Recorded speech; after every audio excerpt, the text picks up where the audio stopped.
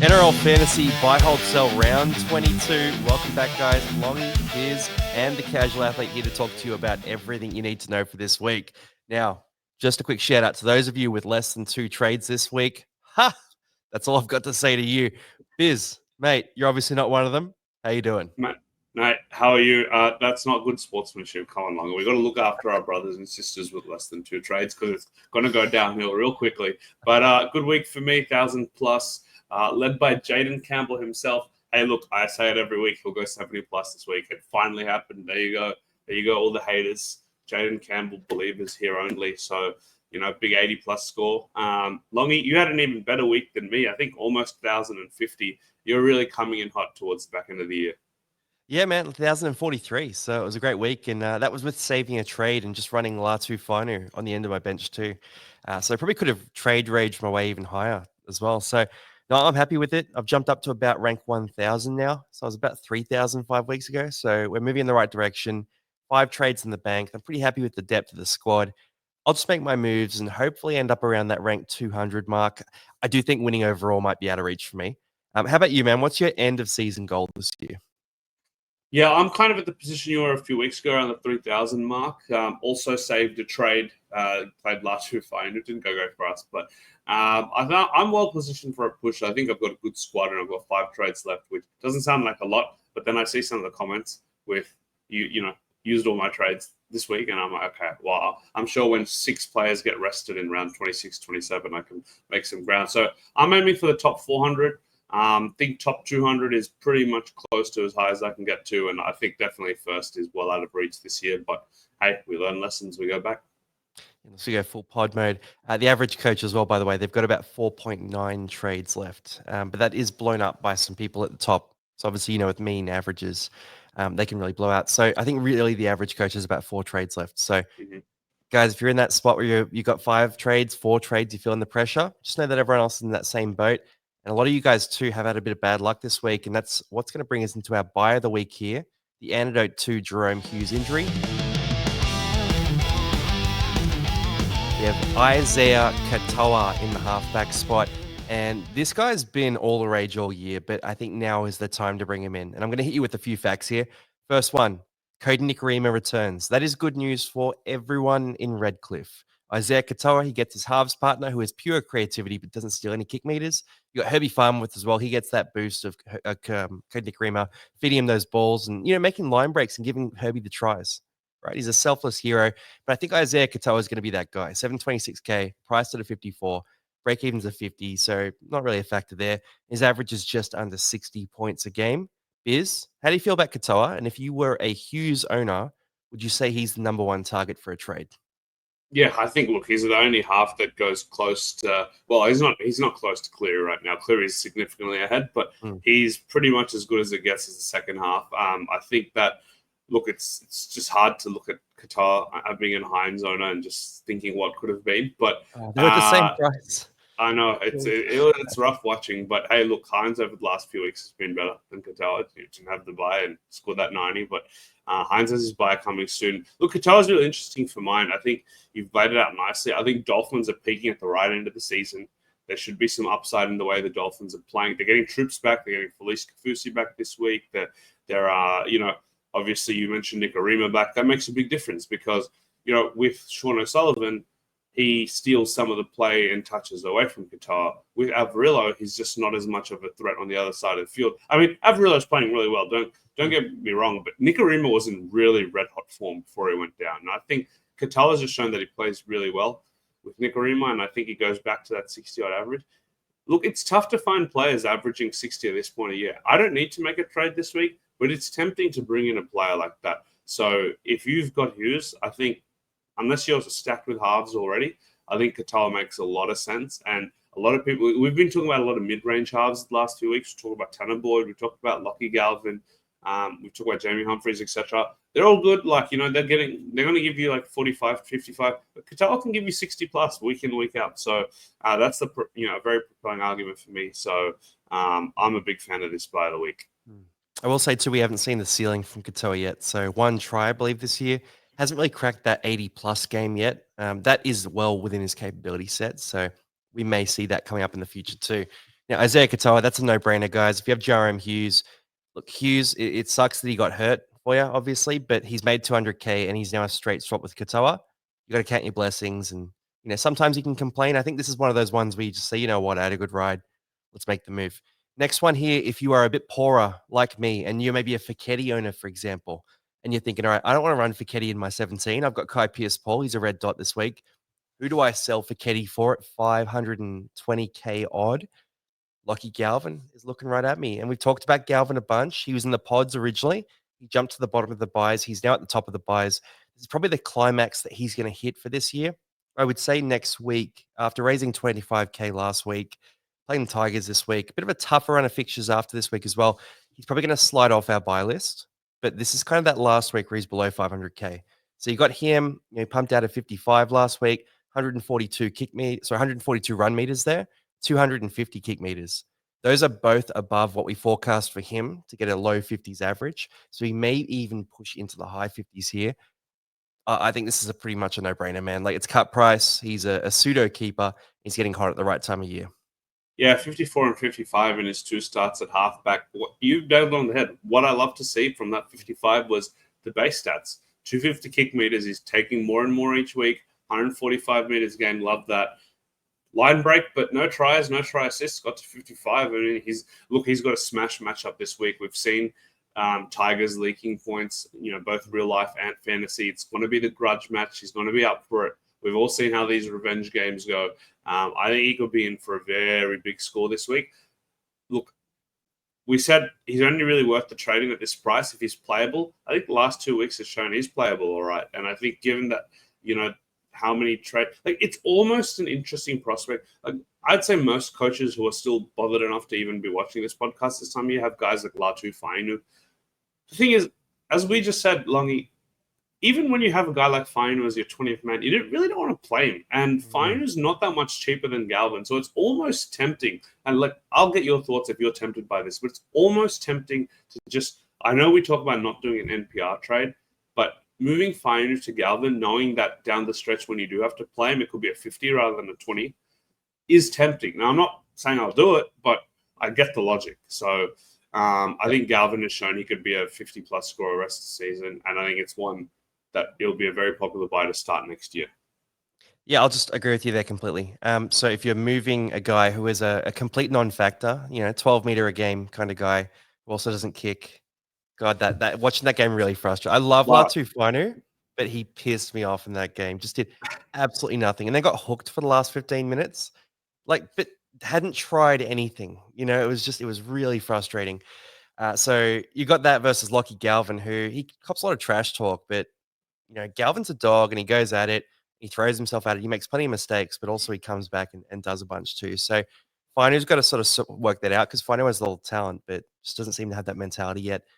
I'd make that trade 10 times out of 10. And I would have made that trade last week too, by the way, if I had the cash. I just had no cash. So I could have moved Fainu to someone else at his price or lower. If I could have afforded Fainu to Galvin last week, I make that trade 10 times out of 10.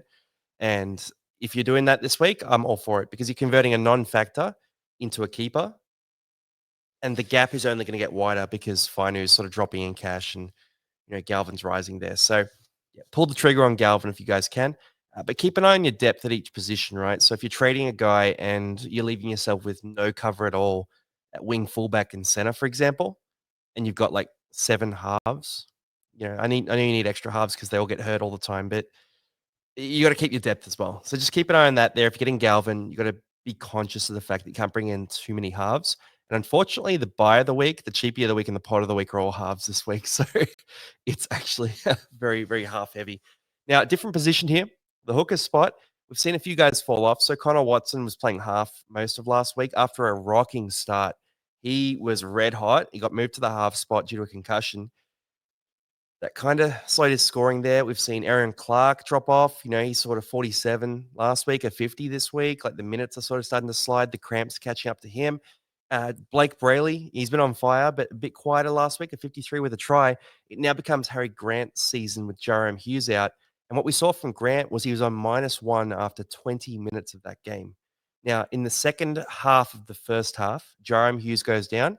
And what do we see? We see Harry Grant remember that he's actually allowed to play footy. and doing everything that we were talking about in the preseason at the start of the year when I owned Harry Grant and was just super pissed off because he was doing absolutely nothing except for milking penalties. But he just woke up, right? And he's always had that ability. And again, I say this with love because there's no player I enjoy watching more than Harry Grant when he's switched on. And we haven't had that Harry Grant. I think we're going to have it for the run home, though, because I think Jarom Hughes being out, it removes a bit of very direct playmaking, front foot playmaking from the Storm. And Cam Munster is awesome, but I don't see him stepping into that role. I think Cam Munster plays Cam Munster footy. I think Tyron Wishart fills part of that gap.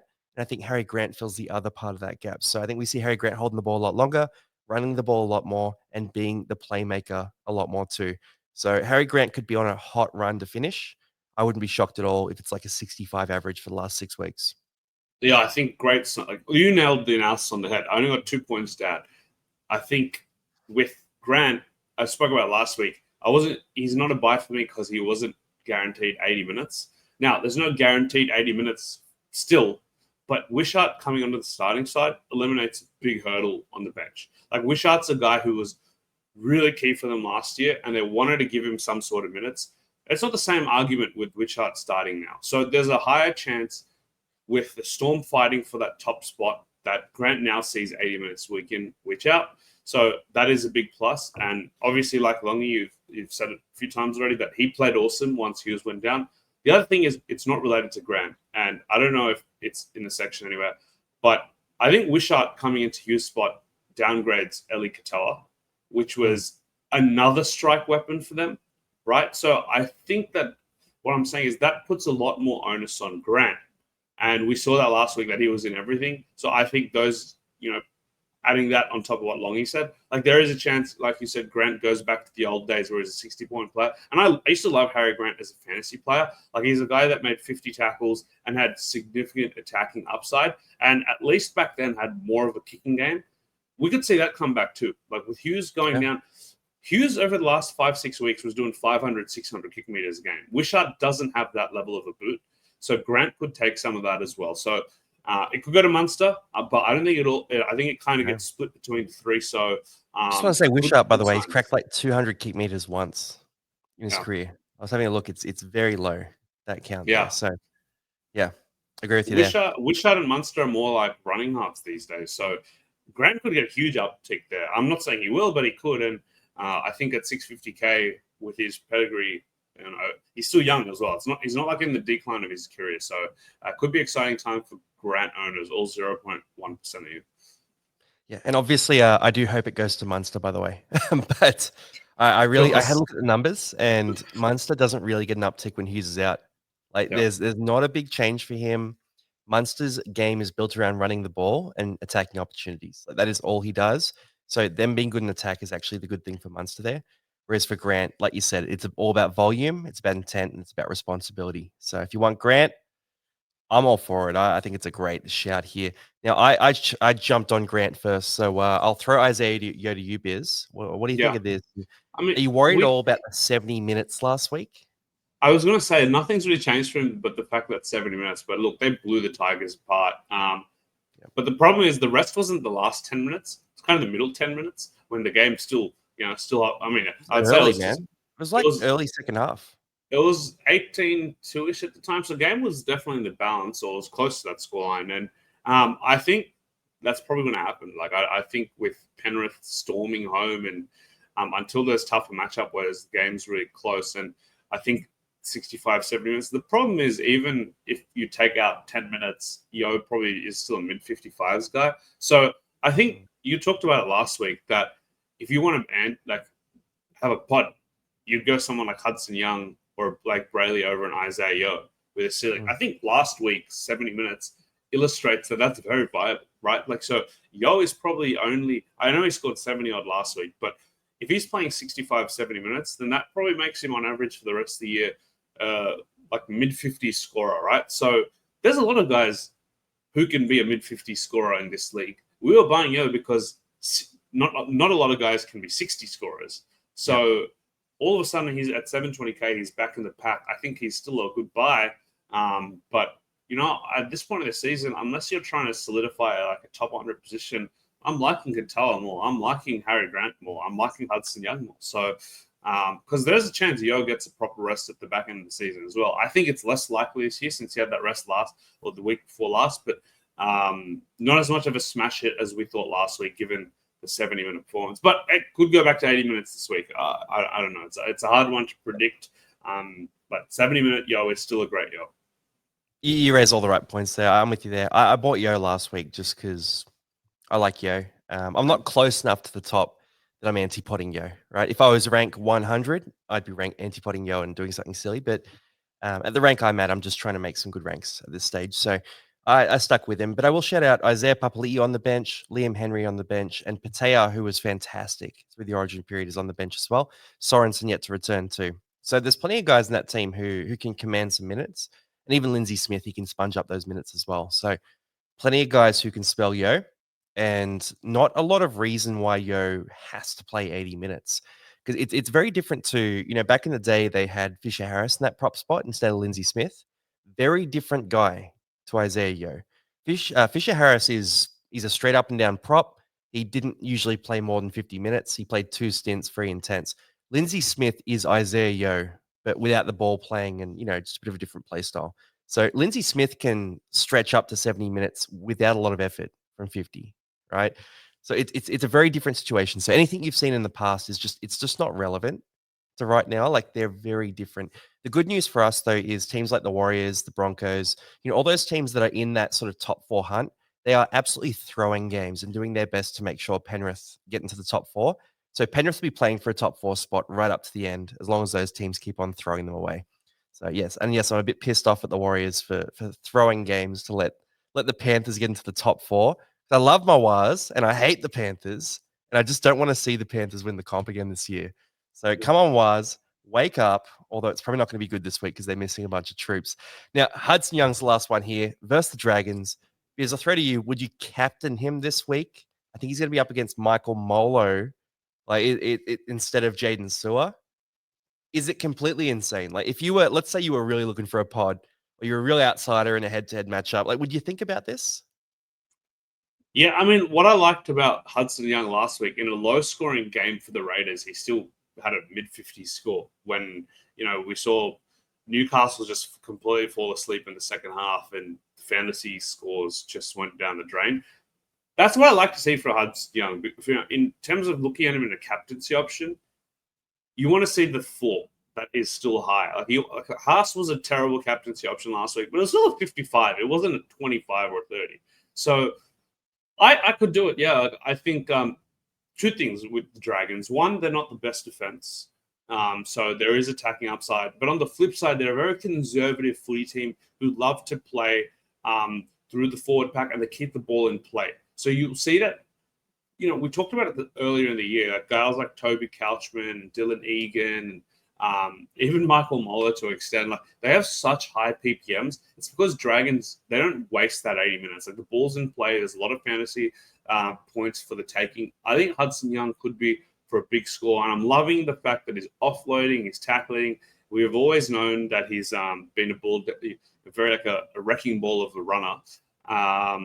I think, again, it comes back to the argument. If you're chasing some ranks, Hudson Young is not a bad shout. The problem is, look, it's really hard to look past Nathan Cleary versus the Titans or Terrell May against anybody, because they're 70 plus without really doing anything. 70 is just kind of their floor, whereas Hudson Young could have a huge game and he's getting you 80. Well, Cleary and May could just have an average game and score you 80. So it's really hard, but it's not as fun to captain them. So I would, at this point in the season, you're just trying to have a good time, and Hudson Young could be fun. I'll just shout out to round 24 bye. So if you don't have Fogarty, Tarpanay, Horsburgh, I don't know, I'm just trying to list out disappointments who wear green. But Hosking. Well, he's not a disappointment, but Tarpanay is from my side. Yeah, but if you have those guys, you probably can't stack up too many Raiders. So just keep an eye on that, guys. Now, let's jump across to Cheapies, and we actually have some really fun ones this week. Tyron Wishart's the first man off the ranks here, priced at 338K. His break-evens are 20, and his big minute average when he starts and plays those big minutes is a 48. Now, that is spread out across the hooker spot, the half spot in terms of halfback and 5'8", next to Munster and next to Jarom Hughes. In terms of Wishart, what you're looking for here is big attacking upside in the running game. It's that simple. How do you feel about this guy? And do you think that, with that 48 historical average and with the big vacuum left by Jarom Hughes playing next to Eli Katoa, could he be a meaningful contributor, as a loophole, playing the first game of the round against Parramatta this week, for example, and playing a lot of Thursday, Friday games down the stretch? Yeah, I mean, we've seen it before. Like last year, he was a weapon when he had to step into the half spot. He loves to score tries, and he loves that dummy and run. And when you've got a guy like Katoa next to you, you have to give Katoa a lot of attention on defense. So there is space. I think look, the only knock is it's so late in the year. Like, do you really want to be buying someone 338K? And unless you're like, for example, you really, really have no cash and you have, like, for example, if you're trading in a half this week, I assume it's because Jarom Hughes went down. Is anyone realistically going Jarom Hughes down to Wishart? I mean, it's possible that Wishart can have a really hot run. Yeah, well, it's the same argument as Galvin, right? So if you're willing to do Fainu to Galvin because you want to shore up your depth towards the end of the year and you don't have to play Fainu, then you can look at Wishart for 150K less. He could do similar damage to Galvin. So we saw you mentioned the 48 average. That's not too far off what Galvin ended last year. And I would say Storm's attack is on the way up. The one thing I will say is, look, we saw Harry Grant be a lot more dominant, and we saw, we obviously seen Munster playing well this year. I don't know how high Wishart's ceiling is because last year was a lot of tries to get to those, ceilings of 50 plus, 60 plus. But he is a guy that has a big score in him. I don't see Galvin as much. Like Galvin seems like a safer 50. I think Wishart has that upside for 70, 80 because he does love to run the ball and he can score a couple of tries. So at 338K, it's not a bad proposition. For example, if Fainu to Wishart nets you 100K odd and you can make a big upgrade elsewhere and you do have the trades to handle that, then it's not a bad option. I think definitely I can see why he's the cheapie of the week. And look, it could be a difference maker. Like you said, those early games, you're looping him in this week, perfect. Yeah, he'd be a must-have, by the way. Round 10? Is going to shut him down completely. So no, I wouldn't worry about I reckon he might score off one of those show and goes. A consolation try at the end, 50-4. But he played 12 games last year. So you mentioned the tries here. I'm going to read the numbers out because I think it's always fun just to go through this stuff. Last year, his first game was a 66 with one try. He then scored a 65 with one try. It was then no tries for a 45 and a 39. Then 2 tries for an 86. No tries for a 41. 1 try for a 49. No tries for a 56. 1 try for a 70. No tries for a 43. 1 try for a 52. A double for a 93 in round 26. Now, that 93, by the way, was at hooker. That's the one game he played at hooker last year. But the thing I love and hate certain things that Wishart, but the big thing I like about him is all those scores. If I'm sitting in my loophole spot, I'm either taking that score or I'm not. Like the volatility there is massive. Unfortunately, this year it hasn't really translated. He's played 4 games where he's played big minutes and started in the halves. 37, 38, 31, 37. No tries in those games. So they're all games that you wouldn't have taken. So the try scoring hasn't really translated across to this year. Whether that's a real trend or it's just a data thing, that's a different thing. But I don't know. I just like the volatility there. And I like the fact that he plays those first games. And I could run a loophole with him and Galvin for this week, for example. I could maybe even buy him and decide whether I buy Galvin based on his score. But I probably want to do it anyway. I probably want to make that move. So yeah, I'm looking at him and I think he's a cracking option. And he's kind of making me break my rule of trading guys in outside of year 17 because 338K for, I mean, let's call it what it is. It's just under a 50 average. That's red hot, especially when I found myself playing Latu Fainu last week, right? I've got 2 Cronulla players in that Cronulla buy coming up. So I'm going to have a problem there. I've got Tarpane on buy, and Hines and AFB, they might not even come back from the buy and do anything for me. So like, I'm going to need to have a bit of depth in my team. So that's where I just think he's a cracking option. But you need those tries. And if he doesn't score tries, he's an absolute plotter, as we saw last week. So I think he's one of the best options going around. Yeah, I would have loved if he was available at fullback this year, just given that the Oh, fullbacks are just not as good this year, I feel. Actually, man, they're I'd pretty start him at decent, but the fullback. good ones are going to get. Yeah, look, for sure. Look, you make great arguments, and it's now that you've talked about it, the Fainu to Galvin or Wishart is really interesting, and it, if it's I have to look at the draw, but if he's playing a lot of early games, like yeah, he's a great loop. But like this week, I could loop him Yeah. in with like a Drinkwater or a Humphreys, for example, who should be good 50s. But if Wishart's gone 70, 80, 90 on the back of a couple of tries and Just a against couple of them, man. Just a couple uh, of them. Like if he gave you 280 scores this year, for example, you're chuffed. Like if he gave you one, you're chuffed. yeah, The other thing I'll throw at you with Wishart as well is if the Storm are giving guys a rest at the end of the year, it's not going to be Wishart who gets no, a rest. Like no it's not going chance. to be him. He's not going to get a rest. He's going to Yeah, play. yeah, And you know who's going to be trying in round 27 to rack up some highlights and build some credit? The 26-year-old half who sits on the bench who gets talked about for Origin but doesn't have a starting spot. That's the yeah. guy who's going to be like really trying to rack up some plays. So I reckon I he mean, plays till the final whistle. And when yeah. everyone else takes the foot off the pedal, he's not going to. I mean, you said it. He got 93-10 last year, right? So Yeah. he will. If Munster gets rested, if Grant gets rested, who's going to run the show? It'll be Wishart, and He's got it. Pappenhausen's his calf is bung, so yeah, rested too. Look, I like him because unless he gets injured, then he is a trade that you're saving towards the back end of the season anyway. And he could get injured. I'm not going to touch wood. He doesn't get injured, but if the logic is that you're saving trades because you know a guy could get rested or hurt that plays big minutes, and you want to have a 17 last week, well, Wishart's not the worst option because he'll be there. And that's the same argument with Galvin, right? They're not going to rest Galvin, just given that he has been on and off this season with all the various things. So, yeah, I don't mind it. And Yeah. you almost tempted me, like, because I can see him. Look, Yeah. I know that the Parramatta Eels will school the Storm this week, but Definitely.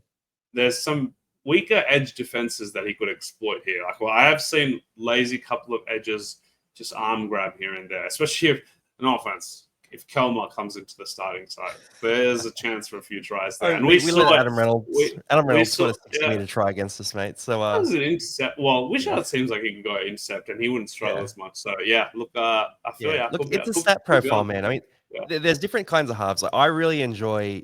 I've had Munster all year. Like I was very high on Galvin from the jump. You know, Tyron Wishart. They're all on the same stat profile, right? They're those halves who throw a lot at it. And if I love a guy like that who has a reason to throw their body at the line is going to be good for you in fantasy. That's just how it works. And Munster is a bit hit and miss, but Galvin and Wishart down the stretch, they have everything to prove. So that's just how I see it. Jai Gray is another one who has a lot to prove here and a great opportunity as well. So he comes in for Latrell. The big thing here is he's got some tougher matchups like Cronulla last week. Who does Souths play this week? It's the Sharks, isn't it? No, they played the Sharks. No, Like I want to look it up right now. someone tough. I've Someone forgotten. tough.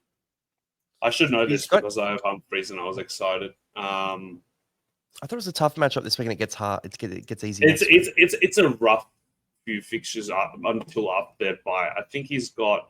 I'm looking up right. He's got the Broncos. Broncos. Right? Yeah. So Broncos this week. So actually, yeah. Look, 4 spoon contenders in a row. Actually, he plays.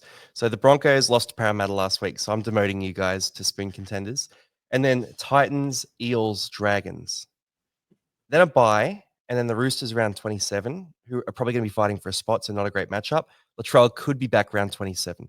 So the upside of Jai Gray is you potentially get this 4-week run of him being red hot like he was at the start of the year and pumping out a 50 average.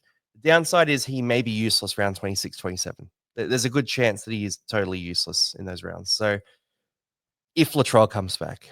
Now, there's no confirmation on Latrell, but again, I just think like if you're in a draft league, you're grabbing Jai Gray every day. And for a classic team, if you're light at wing fullback, I just think that round 26, 27 is too tough. But this next 4 weeks could be awesome. Yeah, I will say the one thing is, I think Trell is even some sort of saying round 24. I think it's unlikely given. Insane. Why would they do that? I don't think you would, but I think even if Trell comes back towards the back end of the season, there's an argument Gray could play at 6 because Bennett hates playing, Lewis Dodd. So Wyden's he's dropped. I assume with Wyden 4 weeks, I see Dodds Doddy comes back into the the 6 this week to No, partner they'll bring Humphreys, in the but rookie. The rookie's yeah, coming in. Ashton that's Ward, true. 230K. He's down the Is that bottom there. confirmed? Okay, I didn't see that this morning when I had a quick Not flick not through the team 100% lists. confirmed, but it's being Yeah, chatted about. yeah, okay. I wouldn't be surprised, but yeah. Look, I think there's a chance that Gray could play 6 when that all happens because they're struggling for troops, the Rabbits at the moment, Yep. and someone else will probably go down this week and next week and every other week. So touch wood, Yep. no, but the way it's going, it's been Yeah. rough. I feel bad for Bunnies fans. So hopefully it all gets out of the way this year, and next year it's a clean bill of health for everybody. Yeah, but for this year, could be in that spoon race, the Bunnies. Mhm. Now let's rip through these other guys here. Tamari Martin. Looks like 1 week for Harris Tavita, so not that relevant. I just wanted to discuss it because Tamari Martin scored a 48 last week, and I've seen a few people get excited. So he's here because if he plays great and keeps the spot, or if something happens injury wise or whatever it is, he might end up being useful, but probably not going to be that useful for you. Josh Papali'i had a good game. I think everyone needs to relax a little bit on this one, though. Like, he had a good game and he scored a 38 in a game where he made that line break and had a few tackle breaks, attacking plays in a Parramatta side that's going to be hit and miss. I will say down the stretch, they're going to dominate the Storm and obviously win all their games, but it's not always going to be easy, right? So I've seen a few people ripping apart their team to bring Joash in to free up cash, and they're trading, Latu Finer to Joash to free up cash with 3 trades left. It's like not necessary because Joash he's not Wishart or Gray, who is scoreable. He's that tier below where he sort of sits in the 30s there. So great cash out. But other than that, you're not tearing a team apart to get him. And Ashton Ward's the guy who potentially could come in for the Rabbitohs, but is it even a good role? We saw Sullivan played terribly in that role in terms of fantasy. Jamie Humphreys is going to dominate in that role. Round 26 by, not that useful down the stretch. He's just here because he's 230K. That's basically it.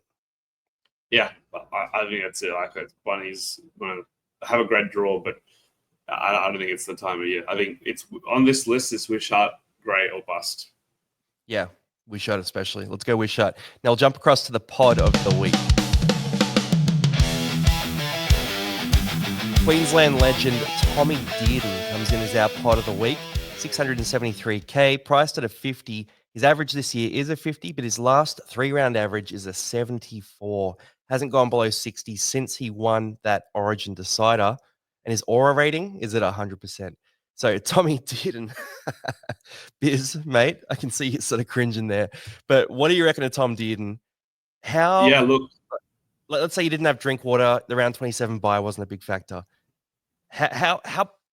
What would have to be happening in your life for you to buy Dearden? I've been thinking about Dearden for a few weeks, but the problem with Dearden is now Clifford's back, I believe. Correct me if I'm wrong. I had a quick glance at the team list before recording. Yeah, so I think that takes a lot of Dearden has been dominating kick meters. Like, he was taking them all over Duffy last week. I think Clifford flips the script where it becomes more 50-50, if not heavily skewed towards Clifford. Like, Clifford's got a big boot. He likes to kick the ball. I think that 673K, I will be avoiding Dearden on that. But if he kept partnering Duffy, for example, I think Dearden has a chance to outshine Katoa for the second best half for the rest of the year. So that is really the narrative for me, his partner, because we've seen that when Dearden is this supremely dominant playmaker and gets all the ball, he's a weapon. Like, he can score in a lot of categories. It's the fact that a lot of the time he's the secondary, more pick your times playmaker. It's kind of almost like it's like a budget Munster in fantasy, or Munster of this year, like kind of mid-40s type of average. But once the show is his, I think he can be a very premier half in fantasy. And there's eventually going to be one of those years where he takes the reins, still extremely young. Yep. So that's when he becomes a fantasy beast. I just think next to Clifford, I'm not interested. See, I'll counter. He's already started to lose a lot of those kick meters. So we've seen Drinkwater kicking more than Dearden in recent weeks. But he still could drop further. So I get what you're saying there. The upside for Dearden, though, is the amount he's running the ball. Like, if he's going to keep pumping out 150 run meters a game, he's going to make things happen. And he's not cheap. He's definitely not cheap. But really, if you're getting on Dearden, what you're saying is, I think the Cowboys are going to be decent down the stretch, and I think it's going to be Dearden who does it, right? So I can see the reason to do it. I think he's playing like a different guy right now. Like, he's just so physical the way he plays footy. And he has that potential to be super hot down the stretch. he does also have the potential to be absolutely terrible as well. So we talk about a 74.3 round average. I think he started the year with he was like a Latu Finu level scorer at the start of the year. Like it was really poor. So I'm You're not really shitting digging roast into Latu. Latu, man. Cool, right? I'm frustrated with Latu. I thought he had more in his bag. Like, and he does. He does. Because he's gonna do it. I might buy Latu Finu next year. I Yeah. say all this with love. I say all this with love, right? Because Latu Finu is gonna be good, but he might be next year's Piakura for us. Like that's how I feel. I think he's got so much potential, man. But we just need to really ride him into the sunset. But yeah, look, Dearden's a pot if you want to pot up. Dylan Edwards is in the same boat. Very expensive now, not getting a discount anymore. But we were talking about wing fullbacks before, Beers. Like, who do you like at wing fullback? You know, we both have Jaden Campbell. A lot of teams have Carraz, but Carraz might be a center. A lot of teams have James Tedesco, who he's been a bit of a James Sluggesco this year or this last couple of weeks. So Edwards becomes a bit of a pseudo keeper at wing fullback with no Latrell Mitchell. Do you have any interest at all in this? Like, do you think it's matchup reliant? Because we've only really seen him beat up on bottom five sides. Like, or is it going to translate to those tougher matchups as well? No, I think against these bottom five sides, he's a weapon. But I think he just becomes like a above average or just below keeper again in most of the matchups. I think if you wanted Edwards, you had to have him for the last few games. Like if you wanted Edwards, it was last week when he had the Tigers. He obviously has a huge plus matchup against the Tigers this week where he goes 60 plus again. I think his last four scores like 52, 68, 101, 61. Yeah. All against like supreme, the easiest run of fixtures you could see, just to finish with the lovely Titans fixture this week where he could go huge again. I just think that the Warriors, by the way, that's true. That's true. Well, hopefully the Warrior Killers. Hopefully Panthers start fumbling these easy games too. But I think the fixtures they do normalize a bit towards the back end of the season, plus potential rest as well. So at 675K, it could still work out really well for you. Like you said with Wishart, even if you get 80 to 90 this week against the Titans, then yeah, hell yeah, because his ownership is still really low. But like given the performance of the fullbacks right now, like Campbell's been a bit up and down, Drinky's always been up and down, Teddy's been up and down. Like you could do a lot worse than Edwards. Like even if he's got harder matchups and he's scoring mid 40s, low 50s, like that's all right. If he's mixing that in with these big scores. So if you need a fullback this week, I'd get him. But I wouldn't trade like say a good edge or a good prop or a good half for Dylan Edwards for the sake of getting Dylan Edwards. I just think Teddy for Edwards is one I've seen a few times. No, Yeah. no chance. Yeah. No, absolutely not. No, because with Edwards could go bung with like a 25-point score. Like Teddy was the supreme fullback like a couple of weeks ago. It was 720K. He could be again. Yeah, exactly. So I don't know if he will be. I'd rather not because he's like 99% only the top 5,000. I'm pretty sure I'm the only one who doesn't have him. So, but yeah, look, Edwards would have been great if you got in a couple of weeks ago before the 100. Well done, sirs. I mean, he's been on the pod list for like a month, man. Like, because we talked about it a while ago. He's very, very cheap. We talked about him at 540, yeah. Now, Jamie Humphries is currently 469. He's your boy, Biz. Obviously, we all know the risks, right? Round 26 bye. If Latrell comes back, it kills him. Like, there's a lot of risk there. So I'm going to cover those negatives right now. I want you to come in with the pure bliss, fantasy goggles. You're seeing only green and red here. What's the best case scenario for Jamie Humphries down the stretch? Well, we saw it at the start of the season, 75, 75, 75, like just a 75-point scorer. Well, I mean, that is the very, very, positive goggles on. But I will say 500 kick meters a game, goal kicking, a half that makes 30 tackles a game, doesn't mind running the ball. South's like down on troops, has to be the guy.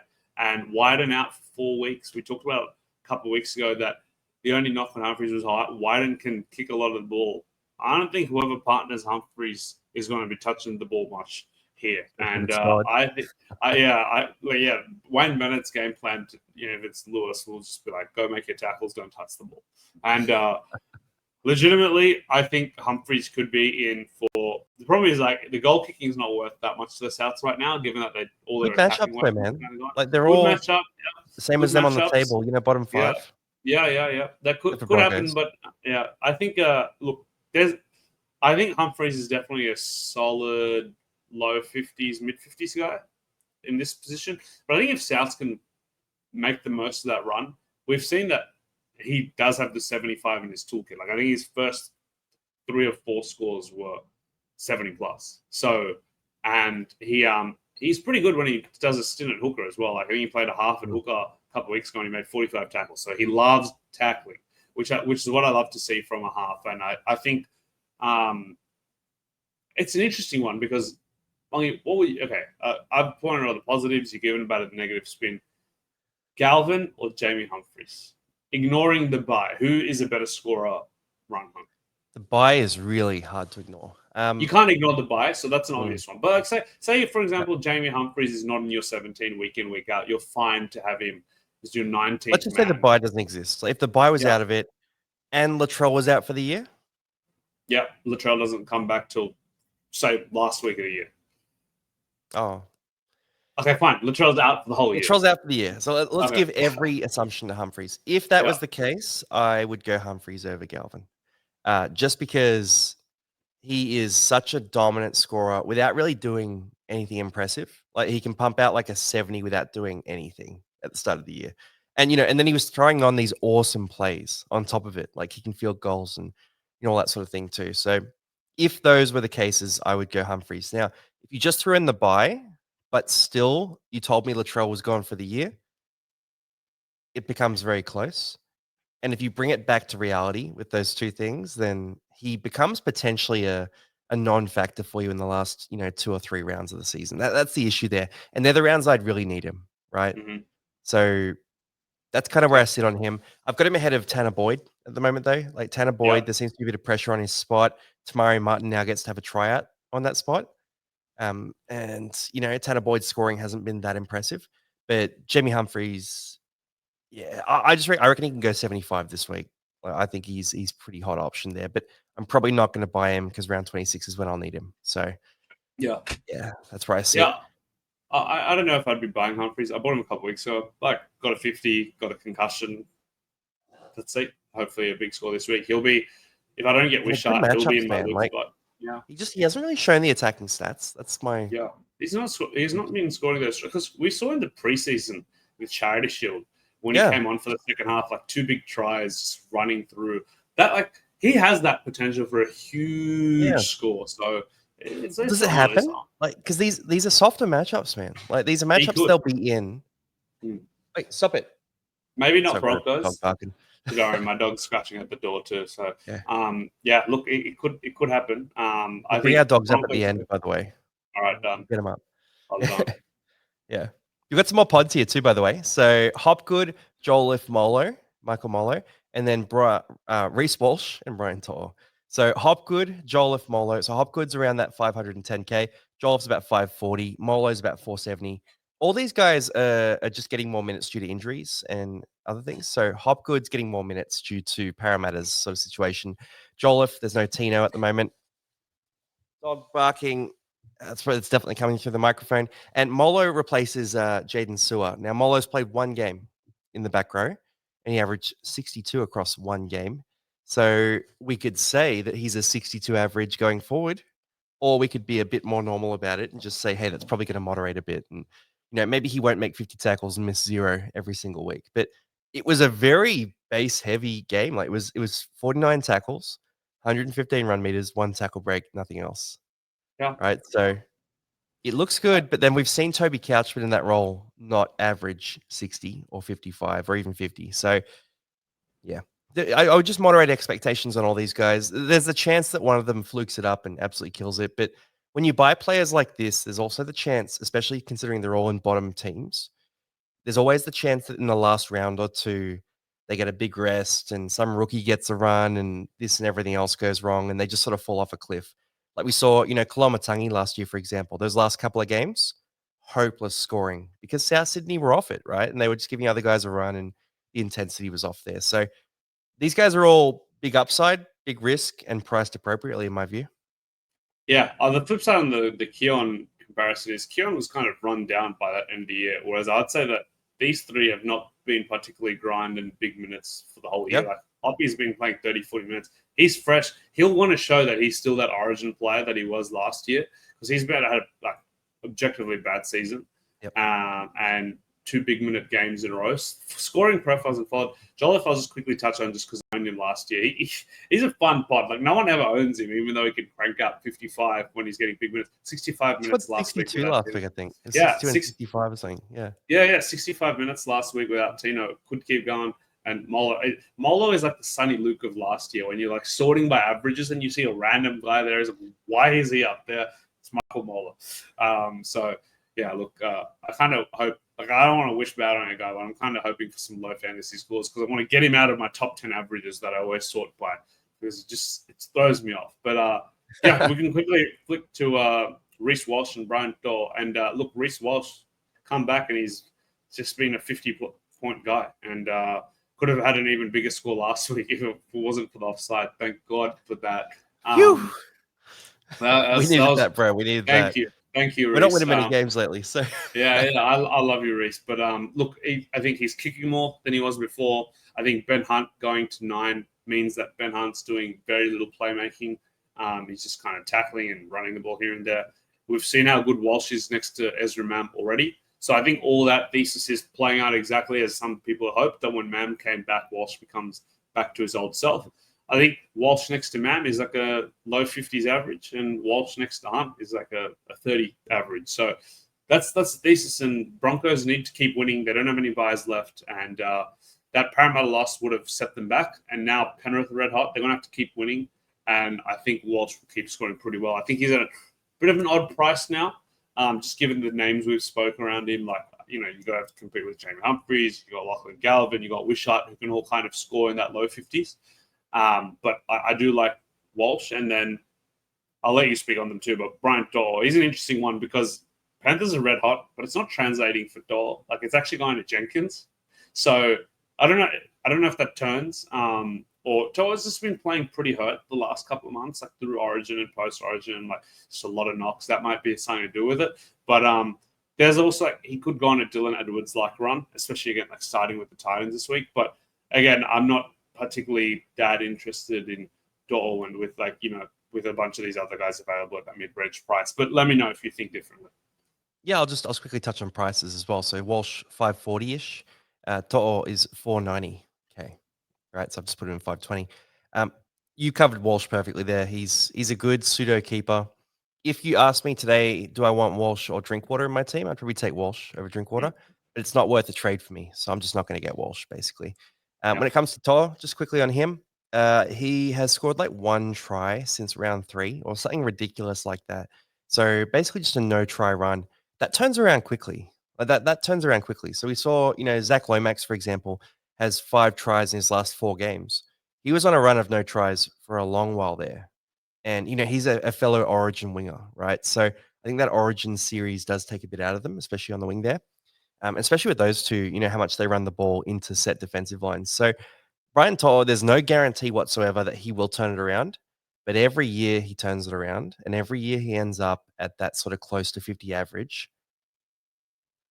I know if you were desperate, if you needed a wing fullback at that price point, you didn't like, Jai Gray's buy in that kind of situation, there's a chance for a desperate team, let's say you're 8th place in your head-to-head league and your team is not as good as everyone else's. You go into the finals, you bring in a guy like Brian To'o, you bring in a guy like Jamie Humphries, these types of guys, and you outscore their genuine starters. That's more why I've included them there, just for the head-to-head coaches and anyone who really just doesn't have cash and wants to have a bit of fun. And, I might even buy them for my pod team as well, actually, because I think To'o, if a few tries start coming his way, he could be a banger.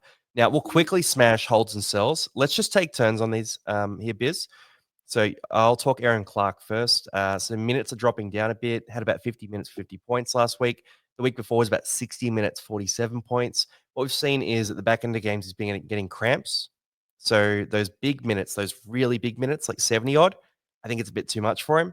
But we do see Fisher Harris getting dropped out for 2 weeks with a calf injury. So maybe there are more minutes on offer for Clark this week.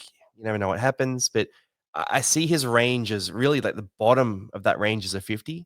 And the top is much higher. So very simple one. Hold on to him. Ellie Cattell for you, Biz? Yeah, easy hold. We talked about it last week that even the elite second rollers have a 25, 35 in them. And we saw it last week with Ellie Cattell. I think he does get a downgrade with Wishart instead of Hughes. but it's not enough of a downgrade to justify trading him. Like we've seen other guys have low games. Like we saw Husking go hot, 41 last week. We saw Preston with a couple of low scores. We're seeing both for more with a couple of low scores, even after like 6 weeks of 55s. Every edge back row goes through it. I'd be holding Eli Katoa. The upside is huge. And what I liked about Eli Katoa this year, he's getting a lot of points without Jerome Hughes' involvement, like just kicks that he's going up for and panning for a try assist. So easy hold for mine. Tapane, over to you. Yeah, Tarpanay. So for Joey Tarpanay, the minutes haven't been great. That Dragons matchup this week we talked about is positive for him. He's got that bye coming up, so that's a bit of a problem, but he's my only radar. So I'll be sticking with Tarpanay. At 633K, what are you really getting for him? Like you're sort of having to make 2 trades to get him up to one of those top tier guns. There's also every chance that he just heats up again down the stretch. So as much as seeing him get less minutes than Josh Papali'i every single week is making me lose what few hairs I have left, it's just one that I'm going to have to stick with low trades here. Then Adam Fennell Blake for you. Yeah, I think, look, we talked about these guys before as well. Like we had this discussion, like, is it worth using our last trades to upgrade these guys who are scoring 45 to guys who are scoring 55? Like, no, because at the end of the day, the guys you probably can afford at this price range are going to have a similar range of outcomes to these guys. Fanua Blake, we've seen, can score an 80 any given week when he gets random minutes, right? Like I truly believe Craig Fitzgibbon just rolls the dice and he's like, oh, how many minutes should I give Fanua Blake this week? He can play 80. He can play 70 minutes this week and score you 80 points. Cronulla have a great run of fixtures to end the year, other than Dubai, just like Tarpon does. And I'd be holding both of them because they can go 70, 80, 90 every given week. So hold for mine. Yeah, hope for some attacking plays, 100%. Just hasn't happened recently. Could heat up again. And Latu Fine is the last one. And dude, we've been talking about trading him like in 6 different ways today. It's a question mark, right? So I'm putting him in this section because you shouldn't sell him just for the sake of selling him.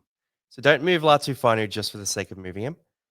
But if it benefits your team, he can be a sell, right? So just don't be rushing to send him out of your side though. And then in the sell section here, we've got Jerome Hughes, Fiketti, Duncan, Sewer, Whiten.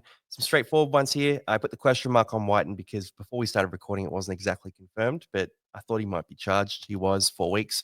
So for Jerome Hughes, it's 4 to 6 weeks. He might play a game in the regular season, should be good for finals. Not relevant for your fantasy side. Jaden Sewer down the bottom as well, 4 to 6 weeks. He's basically gone for the year. Jack Whiten, 4 weeks, gone for the year. For Keddy and Duncan, you choose, Biz. Which one do you want to talk about? And I'll take the other one.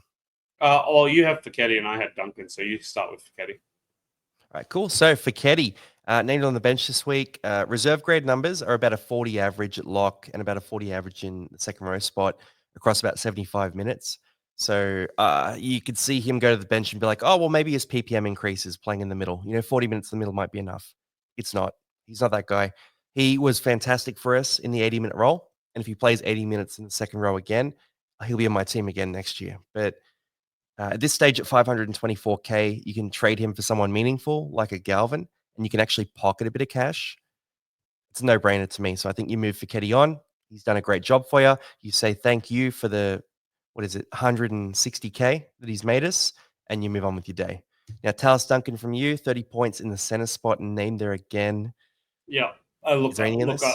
No, I think you also, like you said, thanks to Fiketti for like doubling price. Yeah, Duncan. Oh, man, you're saying more than thank you to Duncan, eh? Yeah, 100%. Like Duncan, I bought him at 410K odd, got up to 700, gave me like a bunch of 70s, 80s, 90s along the way. He's now the Orbison guy who's the center second row instead of Aitken. So great for Aitken owners. If you're an Aitken owner, rejoice. Duncan's in that spot now. I didn't buy Aitken last week because I just feel like these two could just keep swapping like for the rest of the year. So I think Duncan's a guy at 663K you get options for that can be 50 plus scorers. Whereas I think at centers, I think Duncan's more of a mid 30s guy. So yeah, say thank you, get off that train, and run into the sunset. I think it's a big one too. Like that positive take on these guys. Like they've done their job, right? Because you bought them in, you wanted 150K, you wanted some scores. When it goes wrong, it's not, oh, I'm so unlucky. The world's terrible. Like I've seen a few people sort of starting to take that real negative take on their team. It's like, no, they've done great for you. Like this was best case scenario. You know who's bad? Jack Bird. That's who's bad. Damn you. Loophole this week though, Jack Bird, if you still had him. No. But that's Oh, one that hasn't done the job, right? If they make you yeah. 200K and then they drop out, they've done it for you. So I'm going to finish on that note. Just be as Oh, positive as you can. And everyone get ready for the head-to-head finals as well. So it's one more week till head-to-head finals in most leagues. This is the time of year where you want to have a few trades in the bank and you want to make sure your 17 is as strong as possible. Is a thread of you? Last word here. yeah. Go Parramatta on the way up. Big win against the Storm coming. Revenge for week 1. Call book it now. And Jaden Campbell 70 plus. Jaden Campbell 70 plus. Let's see it. Cheers everyone for jumping on. Trade hard, but save a few. We'll see you on the next one.